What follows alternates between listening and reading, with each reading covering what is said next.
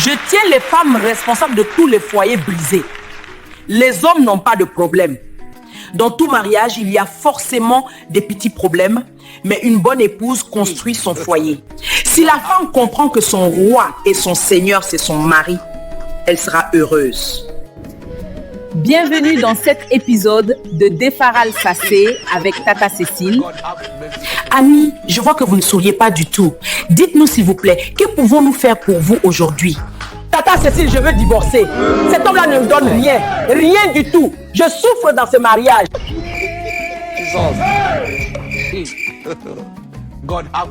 Cet homme ne me donne rien. Rien du tout. Je souffre dans ce mariage. Regardez-moi. Est-ce que j'ai l'air d'une femme mariée? Mes amis, leur mari leur donne 500 000 francs par mois. Moi, je n'ai que 150 000. C'est une honte. Je ne peux même pas m'acheter un compagne. Comment je vais aller aux cérémonies? Les gens vont dire quoi de moi? Tata Cécile, je travaille dur. Elle était malade l'année dernière. Sa maladie m'a coûté 2 millions. J'ai dû emprunter pour la sauver. Maintenant, je rembourse mes dettes et je continue de lui donner tout ce que j'ai. Mais elle veut que je meure. Je donne tout ce que je peux. Elle veut que je vole. Je travaille dur. Tu parles de travailler dur? Tu appelles ça travailler dur? Mon père travaillait dur et ma mère est tout. Tout. Toi, tu me donnes des miettes. Je suis fatiguée. Une femme a besoin de se sentir valorisée. Je mérite mieux que ça.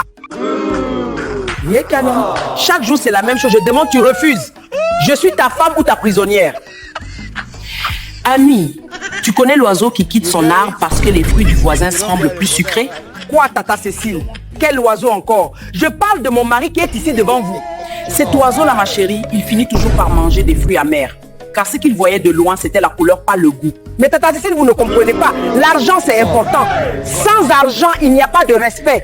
Comment je vais... Dis-moi, Amy, quand tu étais malade l'année dernière, qui a veillé sur toi pendant 3 semaines sans dormir? Est-ce pour cela que je ne devrais pas être traitée comme la femme que je suis? Qui a veillé sur toi pendant 3 semaines sans dormir? C'était Seydou. Est-ce pour cela que je ne devrais pas être traitée comme la femme que je suis? Et quand ton père est décédé, qui a payé toutes les funérailles alors qu'il n'avait plus rien sur son compte?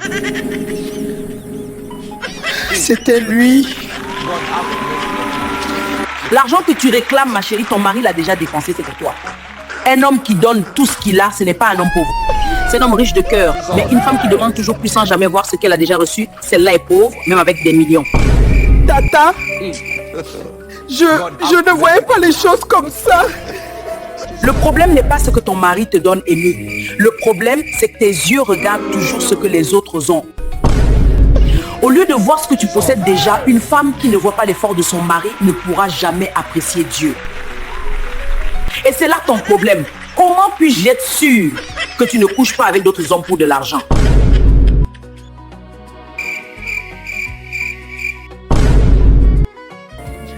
Cécile, comment peux-tu me dire ça? Tu m'accuses d'adultère. Vous êtes venu ici demander le divorce, pas une solution. Cet homme est le meilleur mari dont une femme puisse rêver. Et les femmes qui se comportent ainsi sont soit sur le point de voir d'autres hommes, soit ont déjà des raisons secrètes. Je suis désolée pour tes fausses larmes. Je ne suis pas adultère et je ne le serai jamais. Je ne suis pas comme d'autres femmes. Je suis désolée, Seydou. Comporte-toi alors comme une bonne épouse, range-toi comme une femme sénégalaise et cesse de regarder ce que possèdent les autres. Apprécier ton mari lui permettra de vivre longtemps et de subvenir davantage à tes besoins. Seydou, pardon. Pardon, mon mari. Je suis une ingrate. Tu m'as tout donné, moi. Moi, je ne voyais rien. Pardonne-moi. Ça va, ami? Je te pardonne. Voilà. Le mariage n'est pas une compétition avec les voisins, mes chéris. C'est une équipe. On construit ensemble, on souffre ensemble, on grandit ensemble. Maintenant, rentrez chez vous et construisez votre bonheur avec ce que Dieu vous a donné.